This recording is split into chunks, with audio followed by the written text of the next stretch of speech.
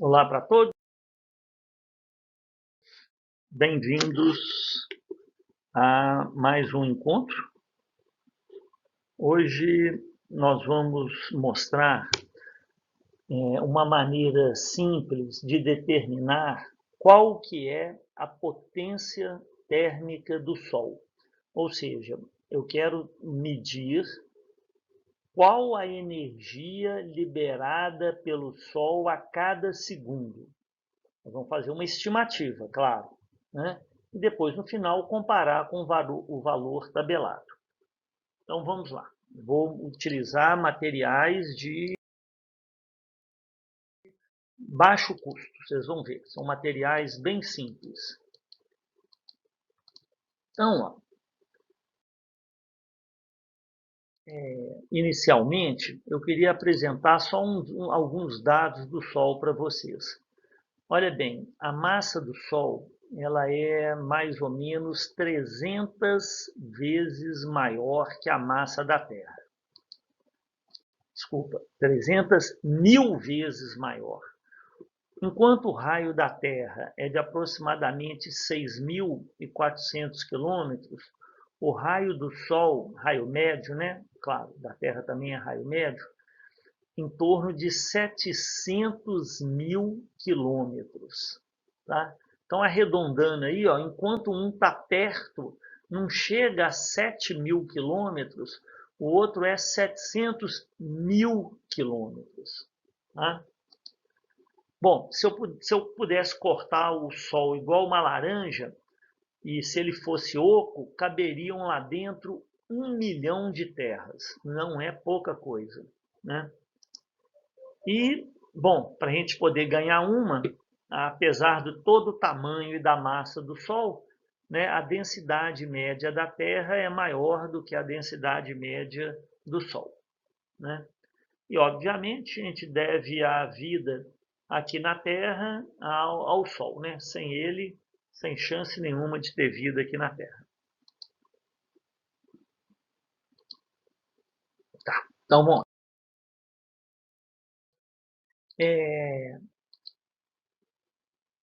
Sobre a luz solar, né? Olha bem, a luz solar é uma parte da energia que o Sol manda para o espaço. Nem toda a energia emitida pelo Sol é na forma de luz. Lembra que a luz é uma parte das ondas eletromagnéticas, tá? O Sol manda muito mais coisa para o espaço. Não só onda eletromagnética, como partículas também, né? Mas quando eu pego a luz que chega das estrelas, eu consigo obter várias informações dela. Primeiro, a temperatura na superfície, né? Se eu aplicar a lei de Wien, os elementos químicos presentes na estrela, se eu analisar o espectro dessas estrelas, eu posso pegar, e aí eu posso pegar o raio da estrela, fazer estimativa da idade dela, se ela está aproximando ou afastando da Terra. E o que eu quero mostrar hoje, dá para a gente fazer uma estimativa da potência solar, ou seja, energia por unidade de tempo que o Sol está emitindo. Tá? E para isso, nós vamos estimar usando o processo bem simples. Quem quiser dar uma olhadinha num vídeo que já foi produzido nosso aí também, eu mostrei como estimar a proporção entre a distância da Terra ao Sol e o tamanho do Sol. Né? Qual que é essa relação? Isso você faz sem sair do seu quarto. Né? Claro que tem que ter algumas condições mínimas lá, mas você faz. Tá? Lá no seu quarto, tranquilo, levantando um pouquinho, fazendo algumas medidas, dá para ter essa relação. Isso foi mostrado no vídeo, vai ficar na anotação aí para quem quiser fazer. Então, aqui, ó, eu quero estimar qual que é a potência térmica solar. Os aparelhos que nós vamos precisar são uma latinha de refrigerante de alumínio, tinta preta fosca, um termômetro digital. Se não tiver o digital, vai o analógico mesmo, mas o ideal é um digital. E aí pode ser aquele termômetro que o pessoal usa muito aí em entrada de supermercado para medir nossa temperatura corporal, né? Água, sol, cronômetro que pode ser do celular, uma balança dessa de cozinha mesmo e espuma ou isopor. Não é essencial, mas ajuda a espuma, tá? Bom, e claro, nós vamos ter que fazer muitas suposições e aproximações. Então, vamos lá. Quando a gente faz uma receita, né, de um bolo ou de uma comida qualquer, é sempre interessante você separar já todos os ingredientes, para não ser surpreendido no final do bolo lá e descobrir que você não tem o fermento, que é a última coisa que a gente coloca, né? Então, ó, vocês vão precisar de uma lata de alumínio e tem que furar essa lata de alumínio na parte superior dela, sem abrir a lata, tá? Com a lata cheia, você pega uma broca aí com muito cuidado, né? Porque sua mão pode estar aí segurando a lata, ninguém vai querer que a broca vá para o seu dedo, então muito cuidado, né? Você vai furar com uma broca apropriada, tem broca que é de metal, tem outras que são de madeira e outras para concreto. Você vai pegar de metal, né? Se for o caso, faz um furinho com um preguinho antes, assim, ó, só para poder a broca não escapar, não escorregar. Mas está aí na fotografia a broca, o buraco feito, tá? Do diâmetro máximo de um lápis, não faz mais do que isso não. Aí você vai tirar essa água daí de dentro e vai pesar essa latinha. Isso eu já fiz para você aí, ó, tá? Bom, depois que você tirar a água e pesar a latinha, nós vamos pintar a latinha de preto fosco. O motivo é óbvio, né? Recebendo luz do sol, ele vai esquentar, vai absorver essa energia de maneira mais eficiente do que se a latinha não fosse pintada, né? Que aí parte dela iria refletir. Repara que a tinta aí contribuiu com a massa de 1 grama para a latinha. Nós vamos agora enchê-la de água. Repara que deram 269 gramas. Desses 269, eu tenho que tirar 13 gramas para ver quanto que é a massa de água mesmo. Espera isso daí entrar em equilíbrio térmico com o ambiente, então nada disso é no sol, né? Nada disso é no sol. E eu precisaria saber as propriedades térmicas da tinta, o calor específico dela. A massa eu já sei, que é 1 grama. Mas aí eu vou desprezar essa tinta aí, né? O pessoal fala que física é a ciência do desprezo, então já vou desprezar atrito, desprezar a tinta, desprezar a resistência do ar, desprezo isso, desprezo aquilo e vamos embora. Então, aí eu estou usando 2 tipos de termômetro para medir a temperatura dessa água, né?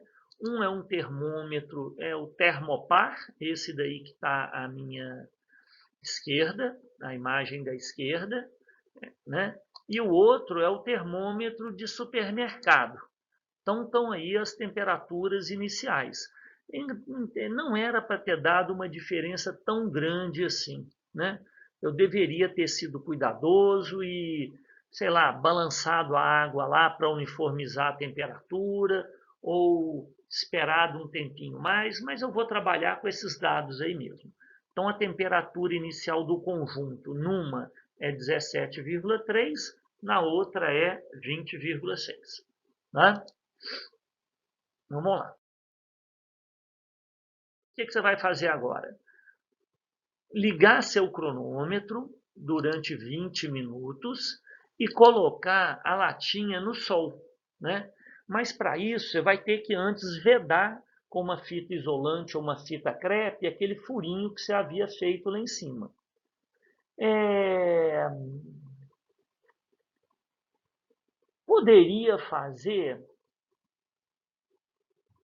Poderia fazer com a latinha sem abrir ela, vamos pensar aqui.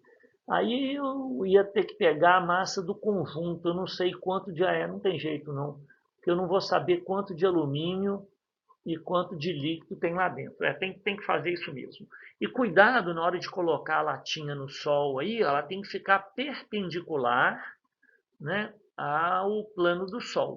E a espuma, gente, é exatamente para isso. É porque a latinha, à medida que ela for aquecendo, ela tende a emitir energia para o ambiente. Isso é para evitar para reduzir essa emissão de energia para o ambiente. O que eu quero é que toda a energia que ela receba do sol sirva para aquecer o conjunto. Tá? Então, 20 minutos de aquecimento. Então, tá lá. Se aparecer nuvem, despreza também. Não pode ficar muito tempo, né? Uma nuvenzinha ou outra aí passageira é tranquilo. 20 minutos depois, está aí a medida da temperatura da água. Repare que a temperatura final foi muito próxima, né? 32,5 e 32,2, significando que provavelmente eu cometi mesmo algum erro na medida inicial lá. Mas nós vamos trabalhar com esses números mesmo. Tá? Bom, primeiro exercício está aí.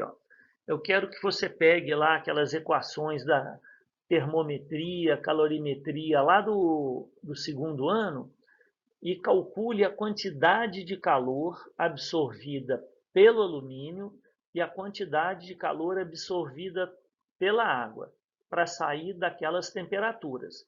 Lembra que você vai ter que fazer o tempo inteiro dois cálculos, né? Um para o termômetro de termopar e o outro para o termômetro de infravermelho, né? Aquele usado em supermercado. Tá? E aí você vai ter que pesquisar qual que é o calor específico do alumínio, qual que é o calor específico da água. Bom, segundo exercício que você vai fazer, eu quero que você calcule qual é a área da latinha que está recebendo a luz do sol, né? É essa parte frontal dela aí.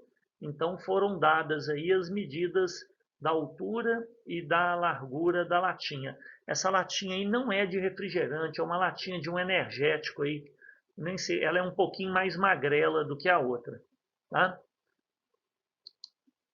Resultado em metro quadrado. Depois de fazer isso, gente, você vai determinar, olha, você já tem, você calculou a quantidade de energia que o conjunto absorveu. Você calculou a área dela. Então, você vai calcular, usando regra de 3, você vai calcular qual que é a quantidade de energia absorvida por metro quadrado. Ou seja, se você tivesse uma latinha com 1 metro quadrado, qual que teria sido a energia absorvida por ela durante esses 20 minutos? Tá bom? E depois, eu quero que você faça isso, que essa letra A, o 3.1, foi durante 20 minutos. Depois eu quero só por segundo, tá? Esse resultado aí, watts por metro quadrado, é chamado de fluxo. Se você entrar em qualquer página aí de aquecimento solar, vai aparecer esse número lá. Então é watts por metro quadrado, que é joule por segundo por metro quadrado.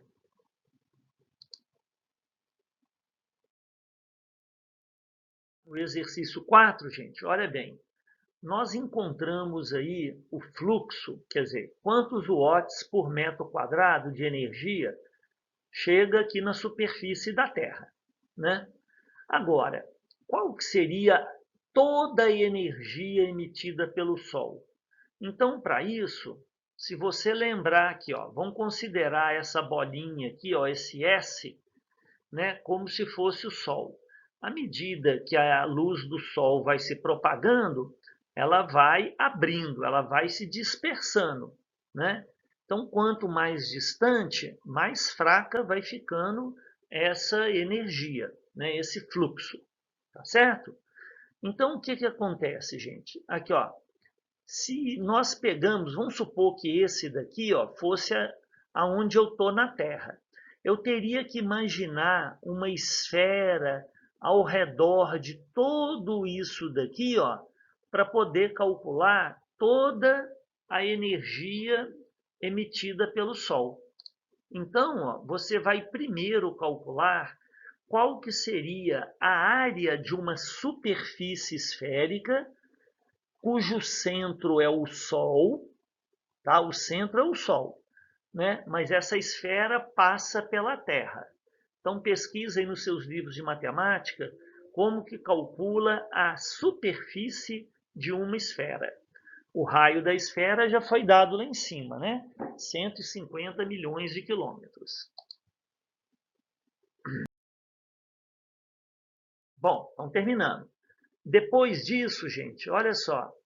Agora que nós já encontramos, né, a área, dá para eu calcular a potência térmica solar medida, né? Por quê?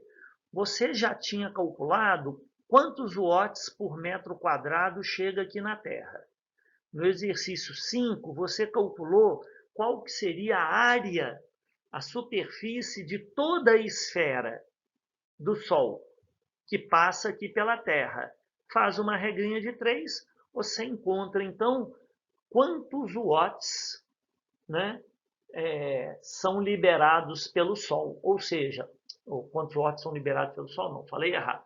Qual que é a potência do Sol? Ou seja, qual a energia liberada pelo Sol a cada segundo.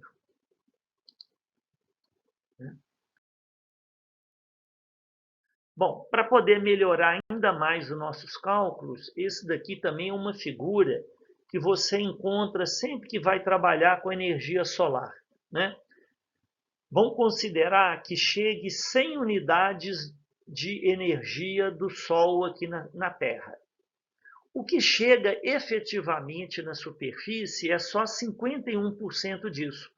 Por quê? Parte é refletido pela atmosfera, parte é refletido pela nuvem, refletido pela superfície, e parte é absorvido pela atmosfera e pela nuvem. Então, esse número que nós calculamos aí no exercício 6 é só isso daqui, é 51% do total do que sai lá do Sol mesmo. Então, faz a correção aí para descobrir qual que é o valor final. E com esse valor final da potência solar que você encontrou, vai na internet agora, pesquisa e compara com o valor que você encontrou. E faz uma discussão rápida dos resultados aí. Ficaram muito, pelo menos a potência, a ordem de grandeza ficou igual. Ordem de grandeza significa 10 elevado, sei lá, vamos supor que você achou 1,6 vezes 10 elevado a 10. E o resultado é 5 elevado a 10. Né? Pelo menos a ordem de grandeza ficou igual. Ou não, ficou muito diferente? O que você acha que errou? O que você acha que poderia ser melhorado no experimento? Tá? Então você vê aí, ó, não é uma maneira difícil, claro que tem algumas etapas, mas você consegue descobrir ou estimar qual que é a energia emitida pelo Sol a cada segundo, né? Isso na sua casa aí, com uma latinha de refrigerante e um termômetro. Um abraço para vocês e até o próximo encontro.